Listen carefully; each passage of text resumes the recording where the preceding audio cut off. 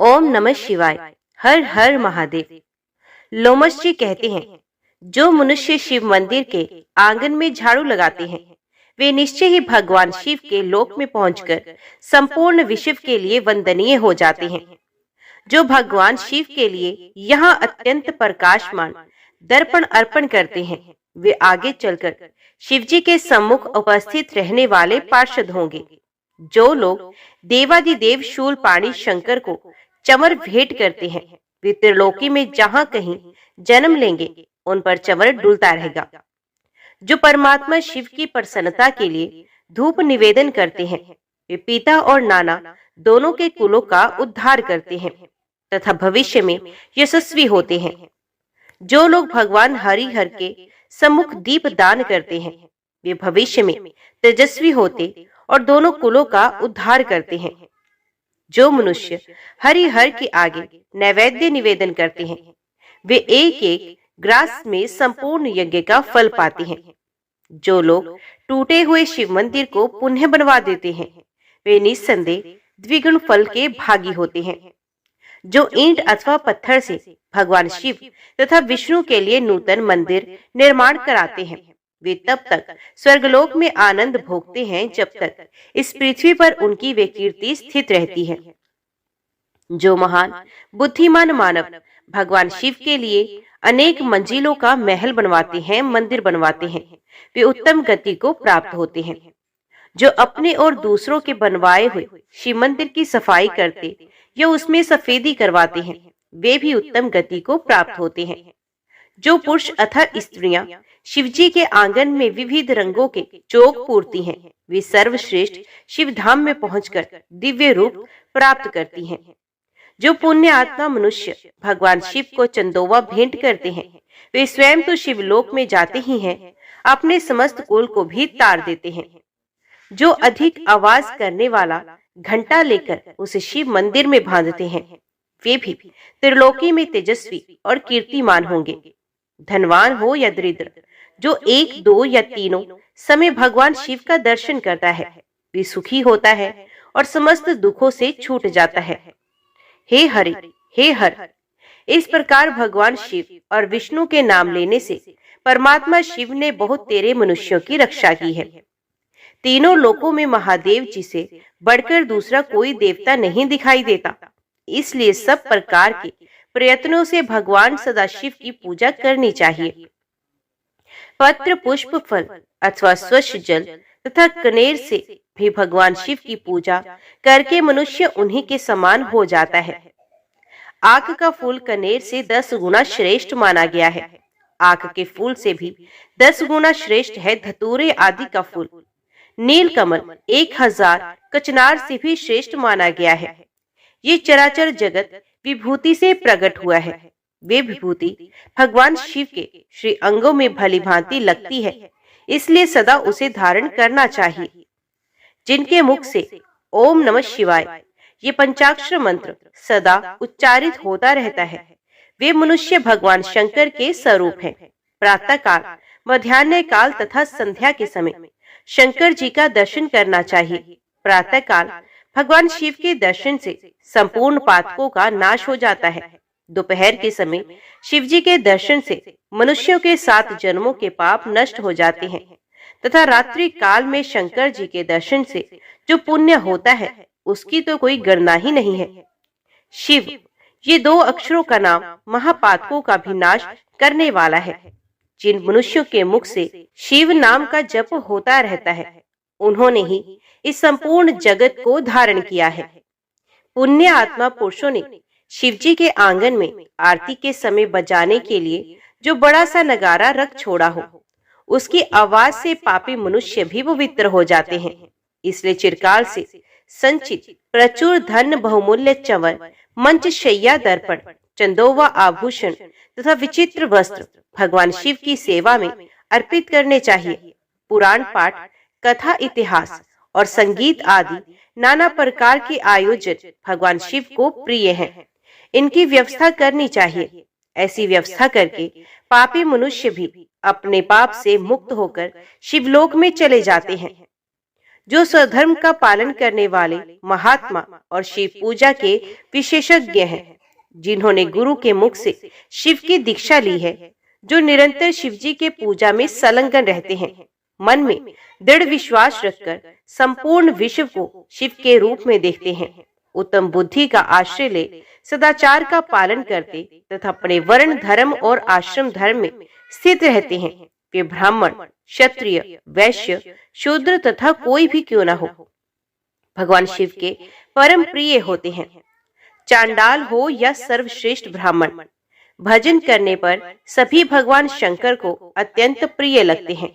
भगवान शंकर ही इस संपूर्ण चराचर जगत के आधार है, अतः सब कुछ शिव स्वरूप है। ये बात विशेष रूप से जाननी चाहिए। वेद, पुराण, शास्त्र, उपनिषद, आगम और देवता सबके द्वारा भगवान सदाशिव ही जानने योग्य है। मनुष्य निष्काम हो या सकाम, सबको भगवान सदाशिव की आराधना करनी चाहिए। लोमस जी कहते हैं, जो विष्णु है उन्हें शिव जानना चाहिए और जो शिव है वही विष्णु है। पीठिका भगवान विष्णु का रूप है और उस पर स्थापित लिंग महेश्वर का स्वरूप है, अतः शिवलिंग का पूजन सबके लिए श्रेष्ठ है। ब्रह्मा जी निरंतर मणि में शिवलिंग का पूजन करते हैं, इंद्र रत्न में, चंद्रमा मुक्ता में तथा सूर्य ताम्र में लिंग की सर्वदा पूजा करते हैं। कुबेर चांदी के शिवलिंग की, वर्ण कुछ लाल रंग के शिवलिंग की, यमराज नीले रंग की, नक्षत्र कोण के अधिपति रजत वर्ण तथा वायु देव केसरिया रंग के शिवलिंग की निरंतर आराधना करते हैं। इस प्रकार इंद्र आदि समस्त लोकपाल शिवलिंगो उपासक हैं।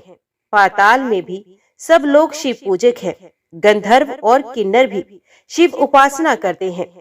दैत्य में प्रहलाद आदि कोई कोई ही वैष्णव है। यही बात राक्षसों के लिए भी है, उनमें भी विभीषण आदि ही वैष्णव है। बलि, नमुची, हिरण्यकशिपु, वृषपर्वा, संघ्रान ये तथा बुद्धिमान शुक्राचार्य के और भी बहुत से शिष्य शिवजी की उपासना करने वाले हैं। इस तरह प्राय सभी दैत्य, दानव और राक्षस शिव आराधन में ही रत रहते हैं। हेती, परहेती, संयाति, प्रयाची, प्रघस, तीक्ष्ण दंष्ट, धूम्राक्ष, भीम विक्रम, माली, सुमाली, माल्यवान, अतिथि भीषण, विद्युत केश, महाबली रावण, दुर्दश, वीर कुंभकर्ण तथा प्रतापी वेगदंशी आदि समस्त श्रेष्ठ राक्षसगण सदा शिव पूजन में संलग्न रहते हैं। ये सर्वदा शिवलिंग का अर्चन करके उच्च कोटि की सिद्धि को प्राप्त हुए हैं। रावण ने ऐसी तपस्या की थी जो सभी के लिए दुस्सह थी। महादेव जी को तपस्या बहुत प्रिय है। वे उसकी तपस्या से जब बहुत अधिक प्रसन्न हो गए, तब उन्होंने रावण को ऐसे ऐसे वरदान दिए जो अन्य सबके लिए अत्यंत दुर्लभ है। रावण ने भगवान सदाशिव से ज्ञान, विज्ञान, संग्राम में अजयता तथा शिवजी की अपेक्षा दुगुने सिर प्राप्त किए। महादेव जी के 5 मुख हैं, इसलिए उनसे द्विगुण मुख पाकर रावण दशमुख हुआ। उसने देवताओं, ऋषियों और पितरों को भी सर्वथा परास्त करके उन सब पर अपनी प्रभुता स्थापित की। भगवान महेश्वर के प्रसाद से वे सबसे अधिक प्रतापी हुआ। महादेव जी ने उसे त्रिकूट पर्वत का महाराजा बना दिया। इस प्रकार शिवलिंग की पूजा के प्रसाद से रावण ने तीनों लोगों को वश में कर लिया। देवताओं को बड़ी चिंता हुई। वे सब मिलकर शिवलोक में गए और दरवाजे पर किंकरों की भांति खड़े हो गए। उस समय नंदी, जिनका मुख वानर के समान है, देवताओं से वार्तालाप करने लगे। देवताओं ने नंदी को प्रणाम करके पूछा, आपका मुख वानर के समान क्यों है? नंदी ने कहा, एक समय रावण यहाँ आया और अपने पराक्रम की बातें बहुत बढ़ चढ़कर कहने लगा। उस समय मैंने उससे कहा, भैया तुम भी शिवलिंग के पूजक हो और मैं भी, अतः हम दोनों समान हैं। फिर मेरे सामने ये व्यर्थ डिंग क्यों मारते हो? मेरी बात सुनकर रावण ने तुम्ही लोगों की भांति मेरे वानर मुख होने का कारण पूछा। उत्तर में मैंने निवेदन किया कि ये मेरी शिव उपासना का मुंह मांगा फल है। भगवान शिव मुझे सारूप्य दे रहे थे, किंतु उस समय मैंने वे नहीं स्वीकार किया। अपने लिए वानर के समान ही मुख मांगा। भगवान बड़े दयालु हैं, उन्होंने कृपा पूर्वक मुझे मेरी मांगी हुई वस्तु दे दी। जो अभिमान शून्य है, जिनमें दंभ का अभाव है तथा जो परिग्रह से दूर रहने वाले हैं, उन्हें भगवान शंकर का प्रिय समझना चाहिए। इसके विपरीत जो अभिमानी, दंभी और परिग्रही हैं, वे शिव की कल्याण में कृपा से वंचित रहते हैं। रावण मेरे साथ पूर्वोक्त बातचीत में अपने तपोबल का बखान करने लगा। उसने कहा, मैं बुद्धिमान हूँ। मैंने भगवान शिव से 10 मुख मांगे हैं। अधिक मुखों से शिवजी की अद्भुत स्तुति की जा सकती है। तुम्हारे इस वानर तुल्य मुख से क्या होगा? तुम्हें किसी ने खोटी सलाह दी होगी। तुमने शंकर जी से ये वानर का मुख व्यर्थ मांगा है। देवताओं, रावण का ये उपहास पूर्ण वचन सुनकर मैंने उसे शाप देते हुए कहा, जब कोई महातपस्वी श्रेष्ठ मानव उन वानरों के साथ मुझे आगे करके तुम पर आक्रमण करेगा, उस समय वे तुम्हें अवश्य मार डालेगा। इस प्रकार सारे संसार को रुलाने वाले रावण को मैंने शाप दे डाला। देवादिदेव महादेव जी साक्षात विष्णु रूप है, अतः आप लोग भगवान विष्णु से प्रार्थना करें। नंदी की ये बात सुनकर सब देवता मन ही मन बहुत प्रसन्न हुए और उन्होंने वैकुंठ में आकर अपनी वाणी द्वारा भगवान विष्णु की स्तुति आरंभ की। देवता बोले, देवादिदेव जगदीश्वर, आप शहों ऐश्वर्यों से युक्त होने के कारण भगवान कहलाते हैं। आपको नमस्कार है। ये संपूर्ण चराचर जगत आपके आधार पर टिका हुआ है। ये जगत एक लिंग है जिसे आपने आधार पीठ रूप होकर धारण किया है। प्रभु, हम लोगों के लिए पहले भी आपने अनेक बार अवतार धारण किया है। आपने ही मत्स्य रूप धारण करके ब्रह्मा जी के मुख में वेदों की स्थापना की है। आपने ही हैग्री रूप से मधु और कैटब नामक दैत्यों को मारा है। कश्यप अवतार धारण करके आपने ही अपनी पीठ पर मंद्राचल पर्वत उठाया है। वराह रूप धारण कर आपने हिरणाक्ष दैत्य का वध किया तथा नरसिंह रूप से हिरण्यकशिपु को मौत के घाट उतारा है। वामन अवतार धारण कर आपने ही दैत्यराज बलि को बांधा और भृगु कुल में परशुराम रूप से प्रकट होकर अपने ही कार्तवीर्य अर्जुन का वध किया है। विष्णु, आपने बहुत से दैत्यों का संहार किया है। आप ही संपूर्ण विश्व के पालक हैं, अतः रावण के भय से अवश्य हमारा उद्धार करें। देवताओं के इस प्रकार प्रार्थना करने पर भूत भावन भगवान वसुदेव ने संपूर्ण देवताओं से कहा, देवगण, तुम लोग अपने प्रस्ताव के अनुसार मेरी बात सुनो। नंदी को आगे करके तुम सभी शीघ्रता पूर्वक वानर शरीर में अवतार लो। मैं माया से अपने स्वरूप को छिपाए हुए मनुष्य रूप होकर अयोध्या में राजा दशरथ के घर प्रकट होऊंगा। तुम्हारे कार्य की सिद्धि के लिए मेरे साथ ब्रह्म विद्या भी अवतार लेंगी। राजा जनक के घर साक्षात ब्रह्म विद्या ही सीता रूप में प्रकट होंगी। रावण भगवान शिव का भक्त है। ये सदा साक्षात शिव के ध्यान में तत्पर रहता है। उसमें बड़ी भारी तपस्या का भी बल है। जब ब्रह्म विद्या रूप सीता को बल पूर्वक प्राप्त करना चाहेगा, उस समय वे दोनों स्थितियों से तत्काल भ्रष्ट हो जाएगा। सीता के अन्वेषण में तत्पर होकर वे ना तो तपस्वी रह जाएगा और ना ही भक्त। जो अपने को ना दी हुई ब्रह्म विद्या का बल पूर्वक सेवन करना चाहता है, वे पुरुष धर्म से परास्त होकर सदा सुगमता पूर्वक जीत लेने योग्य हो जाता है। परम मंगल में भगवान विष्णु इस प्रकार के वचनों द्वारा संपूर्ण देवताओं को आश्वासन देकर अंतर्ध्यान हो गए। तदंतर सब देवता अवतार धारण करने लगे। इंद्र के अंश से वाली उत्पन्न हुए। सुग्रीव सूर्य के पुत्र थे। जामवान प्रीत ब्रह्मा जी के अंश से प्रकट हुए थे। शीलाद के पुत्र नंदी, जो भगवान शिव के अनुचर तथा 11वें रुद्र हैं। महाकपि हनुमान हुए। वे अमित तेजस्वी भगवान विष्णु की सहायता करने के लिए ही अवतीर्ण हुए थे। अन्य अन्य श्रेष्ठ देवता मैंद आदि कपियों के रूपों में उत्पन्न हुए थे। इसी तरह सभी देवता किसी न किसी कपि के रूप में प्रकट हुए। साक्षात भगवान विष्णु ही माता कौशल्या का आनंद बढ़ाने वाले श्री राम हुए। संपूर्ण विश्व उनके स्वरूप में रमण करता है, इसलिए विद्वान पुरुष उनको राम कहते हैं। भगवान विष्णु के प्रति भक्ति और तपस्या से युक्त शेष नाग भी इस पृथ्वी पर लक्ष्मण के रूप में अवतीर्ण हुए। श्री विष्णु के भुजदंडों से भी दो प्रतापी वीर प्रकट हुए, जो तीनों लोकों में भरत शत्रुघ्न के नाम से विख्यात हुए। ब्रह्मवादी पुरुषों द्वारा जो मिथिलापति जनक की कन्या बताई गई हैं, वे सीता साक्षात ब्रह्म विद्या थी। वे भी देवताओं के कार्य की सिद्धि के लिए ही अवतीर्ण हुई थी। हल से भूमि जोती जा रही थी, उसी समय सीता के द्वारा पृथ्वी के खोदे जाने पर पृथ्वी से ये प्रकट हुई थी, इसलिए सीता के नाम से प्रसिद्ध हुई।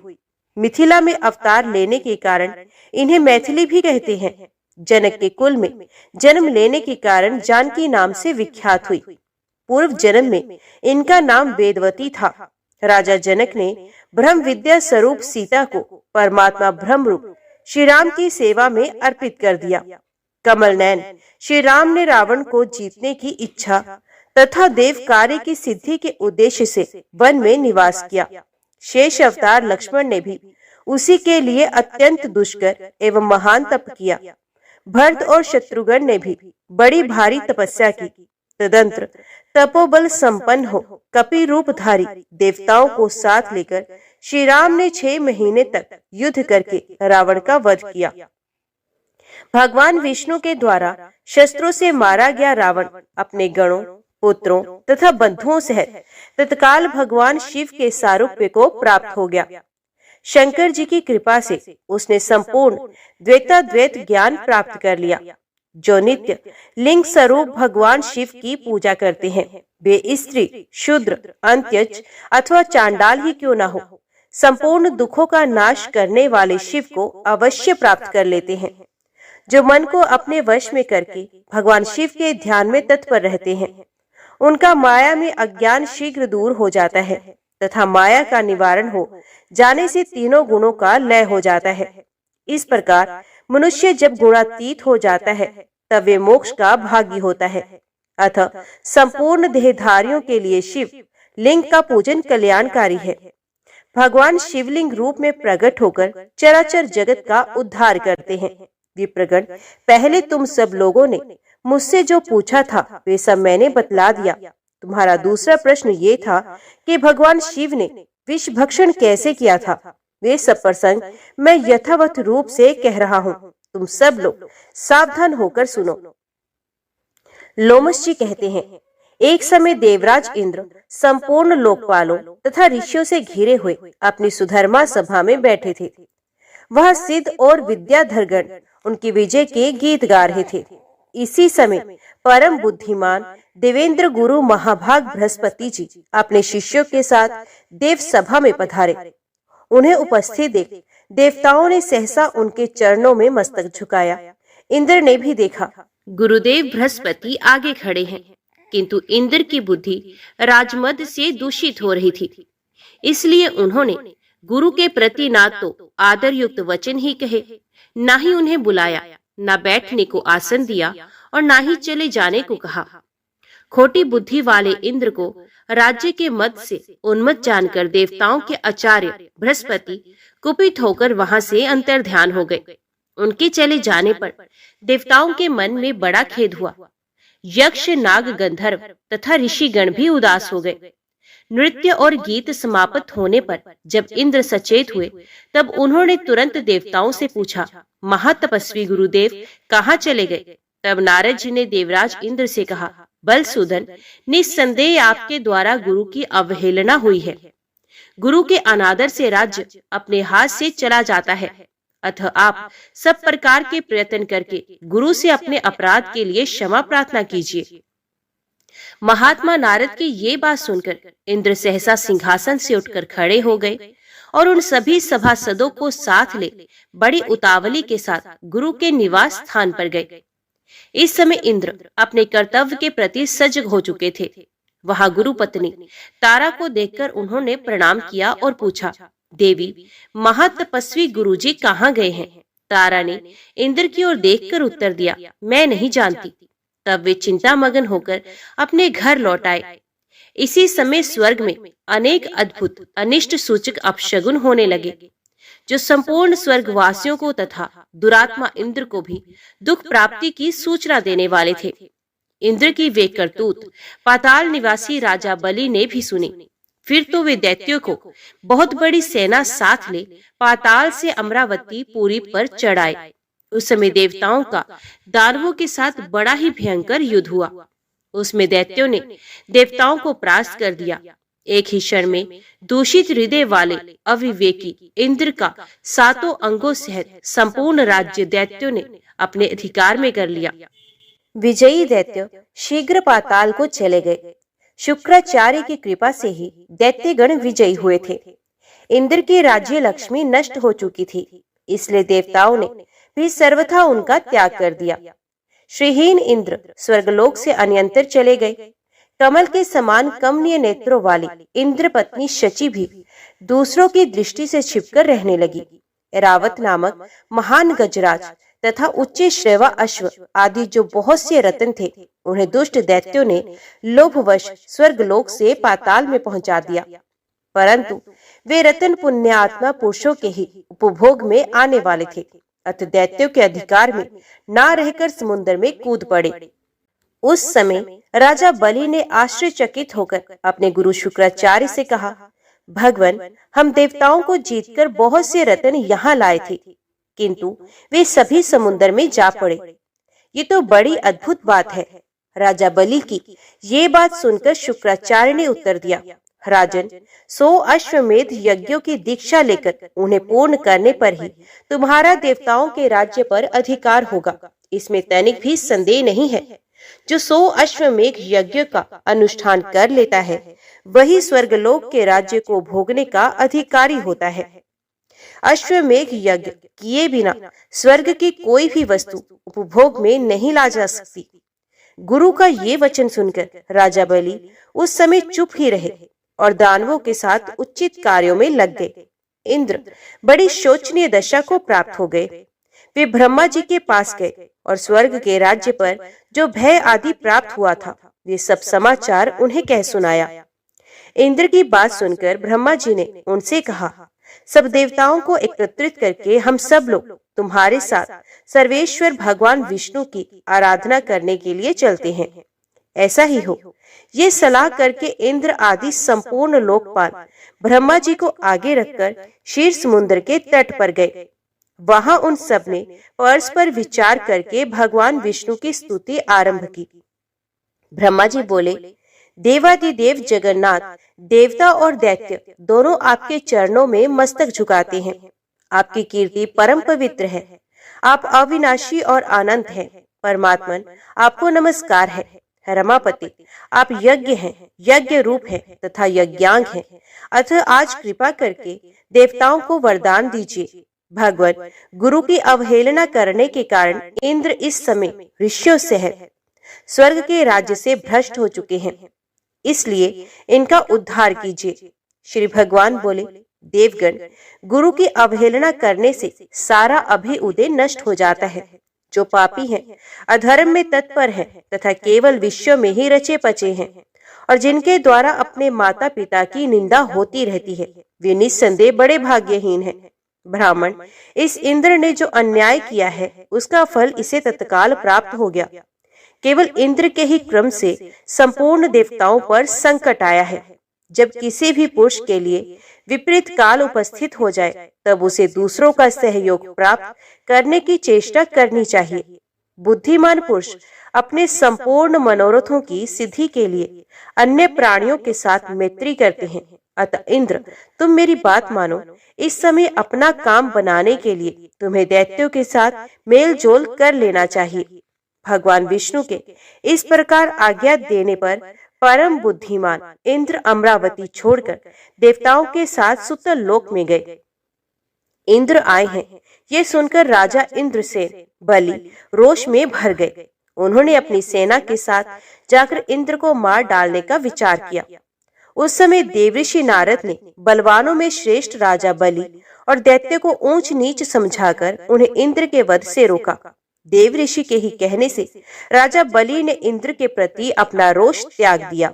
इतने में ही इंद्र भी अपनी सेना के साथ आ पहुंचे। राजा बलि ने देखा, लोकपालों से घिरे हुए इंद्र श्रीहीन हो गए हैं। अब उनमें प्रभुता का मद नहीं रह गया। उनका तेज चला गया है और अब वे ईर्ष्या तथा अहंकार से रहित हो गए हैं। उन्हें इस अवस्था में देखकर राजा बलि के मन में बड़ी दया आई। वे बड़ी उतावली के साथ हंसते हुए से बोले, देवराज इंद्र, आप इस सुतल लोक में कैसे पधारे? यहाँ आने का कारण बताइए। बलि की ये बात सुनकर इंद्र मुस्कुराते हुए बोले, भैया, हम सब देवता क्रोध के अधीन हो रहे हैं। आप सब लोगों की भी यही दशा है। जैसे हम हैं वैसे ही आप लोग भी हैं। अतः हमारा ये कलह निरर्थक है। भाग्यवश आपने मेरा संपूर्ण राज्य एक क्षण में ही ले लिया तथा बहुत से रत्न भी स्वर्ग से यहाँ उठा लाए, परंतु वे सभी रत्न तत्काल ही जहाँ के साथ वहीं चले गए, जहाँ के थे वहीं चले गए। अतः विद्वान पुरुष को एक दूसरे से मिलकर कर्तव्य के विषय में विचार करना चाहिए। विचार करने से ज्ञान होता है और ज्ञान होने पर संकट से छुटकारा अवश्य मिल जाएगा। इस समय तो मैं संपूर्ण देवताओं के साथ आपके समीप त्राण पाने के लिए ही आया हूँ। इंद्र की बात समाप्त होने पर देवऋषि नारद ने राजा बलि को समझाते हुए कहा, दैत्यराज, शरण में आए हुए प्राणों की रक्षा करना महापुरुषों का धर्म है। जो लोग ब्राह्मण, रोगी, वृद्ध तथा शरणागत की रक्षा नहीं करते वे ब्रह्म हत्यारे हैं। इंद्र इस समय शरणागत शब्द से अपना परिचय देते हुए तुम्हारे पास आए हैं। अतः इनका भली भांति रक्षण और पोषण करना तुम्हारा परम कर्तव्य है, इसमें तनिक भी संदेह नहीं है। देवऋषि नारद के यूं कहने पर कर्तव्य और अकर्तव्य के ज्ञान में कुशल दैत्यराज बलि ने स्वयं भी अपनी बुद्धि से विचार किया। तदंतर लोकपालों और देवताओं सहित इंद्र का बड़े सम्मान के साथ स्वागत सत्कार किया तथा उनके मन में विश्वास उत्पन्न करने के लिए अनेक प्रकार की सच्ची शपथें भी खाई। इंद्र ने भी राजा बलि को विश्वास दिलाने वाली शपथें खाई। देवराज इंद्र स्वार्थ साधन में तत्पर रहते थे और अर्थशास्त्र में ही उनकी विशेष प्रवृत्ति थी। उन्होंने शपथ खाकर राजा बलि के साथ सुतल लोक में ही निवास किया। वहां रहते हुए उन्हें अनेक वर्ष व्यतीत हो गए। एक दिन बलि की सभा में बैठे हुए नीति निपुण देवराज इंद्र ने बलि को संबोधित करते हुए हंसते हुए कहा, वीरवर, हमारे हाथी, घोड़े आदि नाना प्रकार के बहुत से रत्न जो इस समय तुम्हें प्राप्त होने योग्य है तत्काल ही समुद्र में गिर पड़े हैं। अतः हम लोगों को समुद्र से उन रत्नों का उद्धार करने के लिए बहुत शीघ्र प्रयत्न करना चाहिए। तुम्हारे कार्य की सिद्धि के लिए समुद्र का मंथन करना उचित है। इंद्र के इस प्रकार प्रेरणा देने पर बलि ने शीघ्रता पूर्वक पूछा, ये समुद्र मंथन किस उपाय से संभव होगा? इसी समय मेघ के समान गंभीर स्वर में आकाशवाणी हुई, देवताओं और दैत्यों, तुम क्षीर समुद्र का मंथन करो। इस कार्य में मैं तुम्हारे बल की वृद्धि होगी, इसमें तनिक भी संदेह नहीं। मंदराचल को मथानी और वासुकी नाग को रस्सी बनाओ। फिर देवता और दैत्य मिलकर मंथन आरंभ करो। ये आकाशवाणी सुनकर सहस्रों दैत्य और देवता समुद्र मंथन के लिए उद्यत हो स्वर्ण के सदृश कांतिमान मंदराचल के समीप गए। ये पर्वत सीधा, गोलाकार, बहुत मोटा और अत्यंत प्रकाशमान था। अनेक प्रकार के रत्न उसकी शोभा बढ़ा रहे थे। चंदन, पारिजात, नागकेशर, जायफल और चंपा आदि भांति भांति के वृक्षों से वे हरा भरा दिखाई देता था। उस महान पर्वत को देखकर संपूर्ण देवताओं ने हाथ जोड़कर कहा, दूसरों का उपकार करने वाले महाशैल मंदराचल, हम सब देवता तुमसे कुछ निवेदन करने के लिए यहाँ आए हैं, उसे तुम सुनो। उनके यूं कहने पर मंदराचल ने देहधारी पुरुष के रूप में प्रकट होकर कहा, देवगण, आप सब लोग मेरे पास किस कार्य से आए हैं, उसे बताइए। तब इंद्र ने मधुरवाणी में कहा, मंदराचल, तुम हमारे साथ रहकर एक कार्य में सहायक बनो। हम समुद्र को मत कर उससे अमृत निकालना चाहते हैं। इस कार्य के लिए तुम मथानी बन जाओ। मंदराचल ने बहुत अच्छा कहकर उनकी आज्ञा स्वीकार की और देव कार्य की सिद्धि के लिए देवताओं, दैत्यों तथा विशेषत इंद्र से कहा, पुण्य आत्मा देवराज, आपने अपने वज्र से मेरे दोनों पंख काट डाले हैं। फिर आप लोगों के कार्य की सिद्धि के लिए वहां तक मैं चल कैसे सकता हूँ? तब संपूर्ण देवताओं और दैत्यों ने उस अनुपम पर्वत को शीर समुद्र तक ले जाने की इच्छा से उखाड़ लिया। परंतु वे उसे धारण करने में समर्थ ना हो सके। वे महान पर्वत उसी समय देवताओं और दैत्यों के ऊपर आ गिर पड़ा। कई कुचले गए, कोई मर गए, कोई मूर्छित हो गए, कोई एक दूसरे को कोसने और चिल्लाने लगे तथा कुछ लोगों ने बड़े कलेश का अनुभव किया। इस प्रकार उनका उद्यम और उत्साह भंग हो गया। वे देवता और दानव सचेत होने पर जगदीश्वर भगवान विष्णु की स्तुति करने लगे। शरणागत वत्सल महाविष्णु, हमारी रक्षा कीजिए, हमारी रक्षा कीजिए। आपने ही इस संपूर्ण चराचर जगत को व्याप्त कर रखा है। उस समय देवताओं का कार्य सिद्ध करने के लिए गरुड़ की पीठ पर बैठे हुए भगवान विष्णु सहसा वहां प्रकट हो गए। वे सबको अभय देने वाले हैं।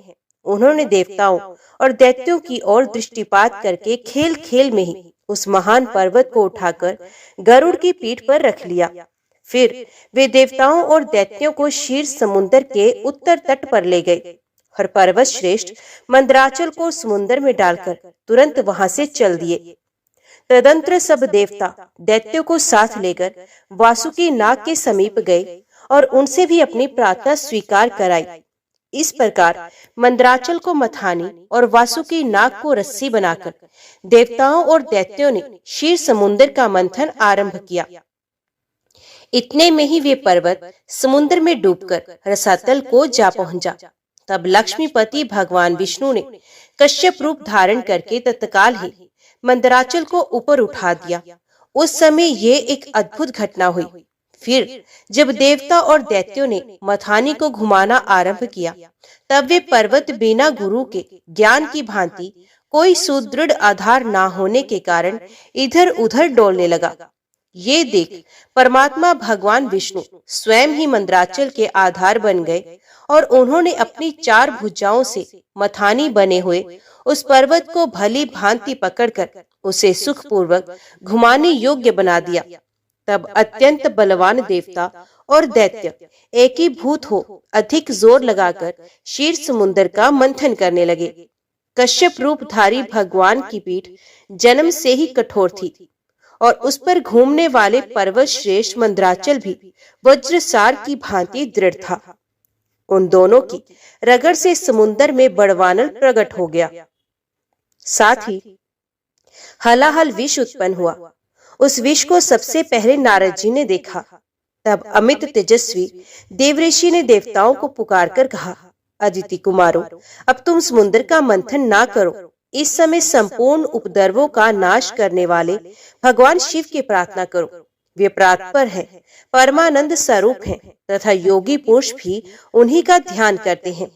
देवता अपने स्वार्थ साधन में संलग्न हो समुद्र मथ रहे थे।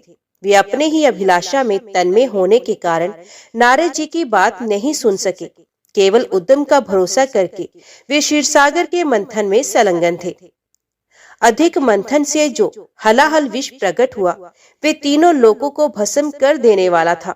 ये प्रौढ़ विष देवताओं का प्राण लेने के लिए उनके समीप आ पहुंचा और ऊपर नीचे तथा संपूर्ण दिशाओं में फैल गया। समस्त प्राणियों को अपना ग्रास बनाने के लिए प्रकट हुए उस कालकूट विष को देखकर वे सब देवता और दैत्य हाथ में पकड़े हुए नागराज वासुकी को मंदराचल पर्वत सहित वहीं छोड़कर भाग खड़े हुए। उस समय उस लोक संहारकारी कालकूट विष को भगवान शिव ने स्वयं अपना ग्रास बना लिया। उन्होंने उस विष को निर्मल कर दिया। इस प्रकार भगवान शंकर की बड़ी भारी कृपा होने से देवता, असुर, मनुष्य तथा संपूर्ण त्रिलोकी की उस समय कालकूट विष से रक्षा हुई। तदंतर भगवान विष्णु के समीप मंदराचल को मथानी और वासुकी नाग को रस्सी बनाकर देवताओं ने पुनः समुद्र मंथन आरंभ किया। तब समुद्र से देव कार्य की सिद्धि के लिए अमृतमय कलाओं से परिपूर्ण चंद्रदेव प्रकट हुए। संपूर्ण देवता, असुर और दानवों ने भगवान चंद्रमा को प्रणाम किया और गर्गाचार्य जी से अपने अपने चंद्रबल की यथारथ रूप से जिज्ञासा की। उस समय गर्गाचार्य जी ने देवताओं से कहा, इस समय तुम सब लोगों का बल ठीक है। तुम्हारे सभी उत्तम ग्रह केंद्र स्थान में है। चंद्रमा से गुरु का योग हुआ है। बुध, सूर्य, शुक्र, शनि और मंगल भी चंद्रमा से संयुक्त हुए हैं। इसलिए तुम्हारे कार्य की सिद्धि के निमित्त इस समय चंद्र बल बहुत उत्तम है। ये गोमत नामक मुहूर्त है जो विजय प्रदान करने वाला है। महात्मा गर्ग जी के इस प्रकार आश्वासन देने पर महाबली देवता गर्जना करते हुए बड़े वेग से समुद्र मंथन करने लगे। मथे जाते हुए समुद्र के चारों ओर बड़े जोर की आवाज उठ रही थी। इस बार के मंथन से देव कार्यों की सिद्धि के लिए साक्षात कामधेनु प्रकट हुई। उन्हें काले, श्वेत, पीले, हरे तथा लाल रंग की सैकड़ों गोए घेरे खड़ी थी। उस समय ऋषियों ने बड़े हर्ष में भरकर देवताओं और दैत्यों से कामधेनु के लिए याचना की और कहा, आप सब लोग मिलकर भिन्न भिन्न गोत्र वाले ब्राह्मणों को कामधेनु सहित इन संपूर्ण गोओं का दान अवश्य करें। ऋषियों के याचना करने पर देवताओं और दैत्यों ने भगवान शंकर की प्रसन्नता के लिए वे सब गोए दान कर दी तथा यज्ञ कर्मों में भली भांति मन लगाने वाले उन परम मंगल में महात्मा ऋषियों ने उन गोओं का दान स्वीकार किया। तत्पश्चात सब लोग बड़े जोश में आकर क्षीरसागर को मथने लगे। तब समुद्र से कल्प वृक्ष, पारिजात, चूत और संतान ये 4 दिव्य वृक्ष उत्पन्न हुए। उन सबको एकत्रित रखकर देवताओं ने पुण्य बड़े वेग से समुद्र मंथन आरंभ किया। इस बार के मंथन से रत्नों में सबसे उत्तम रत्न कौस्तुभ प्रकट हुआ, जो सूर्य मंडल के समान परम कांतिमान था। वे अपने प्रकाश से तीनों लोकों को प्रकाशित कर रहा था। देवताओं ने चिंतामणि को आगे रखकर कौस्तुभ का दर्शन किया और उसे भगवान विष्णु की सेवा में भेंट कर दिया। तदंतर चिंतामणि को मध्य में रखकर देवताओं और दैत्यों ने पुण्य समुद्र को मथना आरंभ किया। वे सभी बल में बड़े चढ़े थे और बार बार गर्जना कर रहे थे। अब की बार उस मथे जाते हुए समुद्र से उच्च श्रेवा नामक अश्व प्रकट हुआ। वे समस्त अश्व जाति में एक अद्भुत रत्न था। उसके बाद गज जाति में रत्नभूत ऐरावत प्रकट हुआ। उसके साथ श्वेत वर्ण के 64 हाथी और थे। ऐरावत के 4 दांत बाहर निकले हुए थे और मस्तक से मद की धारा बह रही थी। इन सबको भी मध्य में स्थापित करके वे सब पुण्य समुद्र मंथने लगे। उस समय उस समुद्र से मदिरा, भांग, काकड़ा, सिंगी, लहसुन, गाजर, अत्यधिक उन्माद कारक धतूर तथा पुष्कर आदि बहुत सी वस्तुएं प्रकट हुई। इन सबको भी समुद्र के किनारे एक स्थान पर रख दिया गया। तत्पश्चात वे श्रेष्ठ देवता और दानव पुण्य पहले की ही भांति समुद्र मंथन करने लगे। अब की बार समुद्र से संपूर्ण भुवनों की एकमात्र अधीश्वरी दिव्य स्वरूपा देवी महालक्ष्मी प्रकट हुई, जिन्होंने ब्रह्मवेत्ता पुरुष वेदांत विद्या कहते हैं। इन्हीं को दूसरे लोग मूल विद्या कहकर पुकारते हैं। कुछ सामर्थ्यशाली महात्मा इन्हीं को वाणी और ब्रह्म विद्या भी कहते हैं। कोई कोई इन्हीं को रिद्धि, सिद्धि, आज्ञा और आशा नाम देते हैं। कोई योगी पुरुष इन्हीं को वैष्णवी कहते हैं। सदा उद्यम में लगे हुए रहने वाले माया के अनुयायी इन्हीं को माया के रूप में जानते हैं। जो अनेक प्रकार के सिद्धांतों को जानने वाले तथा ज्ञान शक्ति से संपन्न है, वे इन्हीं को भगवान की योग माया कहते हैं। देवताओं ने देखा देवी महालक्ष्मी का रूप परम सुंदर है। उनके मनोहर मुख पर स्वाभाविक प्रसन्नता विराजमान है। हार और नुपुरों से उनके श्री अंगों की बड़ी शोभा हो रही है। मस्तक पर छत्र तना हुआ है। दोनों ओर से चमर डुल रहे हैं। जैसे माता अपने पुत्रों की ओर स्नेह और दुलार भरी दृष्टि से देखती है, उसी प्रकार सती महालक्ष्मी ने देवता, दानव, सिद्ध, चारण और नाग आदि संपूर्ण प्राणियों की ओर दृष्टिपात किया। माता महालक्ष्मी की कृपा दृष्टि पाकर संपूर्ण देवता उसी समय श्री संपन्न हो गए। वे तत्काल राज्याधिकारी के शुभ लक्षणों से संपन्न दिखाई देने लगे। तदंतर देवी लक्ष्मी ने भगवान मुकुंद की ओर देखा। उनके श्री अंग तमाल के समान श्याम वर्ण थे। कपोल और नासिका बड़ी सुंदर थी। वे परम मनोहर दिव्य शरीर से प्रकाशित हो रहे थे। उनके वक्षस्थल में श्रीवत्स का चिन्ह सुशोभित था। भगवान के एक हाथ में कोमोद की गदा शोभा पा रही थी। भगवान नारायण की उस दिव्य शोभा को देखते ही लक्ष्मी जी आश्चर्यचकित हो उठी और हाथ में वनमाला ले सहसा हाथी से उतर पड़ी। ये माला श्री जी ने अपने ही हाथों से बनाई थी। उसके ऊपर भ्रमर मंडरा रहे थे। देवी ने वे सुंदर वनमाला परम पुरुष भगवान विष्णु के कंठ में पहना दी और स्वयं उनके वाम भाग में जाकर खड़ी हो गई। उन शोभाशाली दंपत्ति का वहां दर्शन करके संपूर्ण देवता, दैत्य, सिद्ध, अप्सराएं, किन्नर तथा चारणगण परम आनंद को प्राप्त हुए। ओम नमः शिवाय। आज की वीडियो में इतना ही। उम्मीद करती हूँ वीडियो आपको पसंद आई होगी। वीडियो पसंद आई हो तो वीडियो को लाइक और चैनल को सब्सक्राइब जरूर कीजिएगा। ओम नमः शिवाय लिखकर कमेंट बॉक्स में अपनी हाजिरी और अपने सुझाव देना ना भूलेगा। तो मिलते हैं अगली कथा अगले अध्याय के साथ। तब तक के लिए देखते व सुनते रहिए। जय मां गंजक, जय माता दी।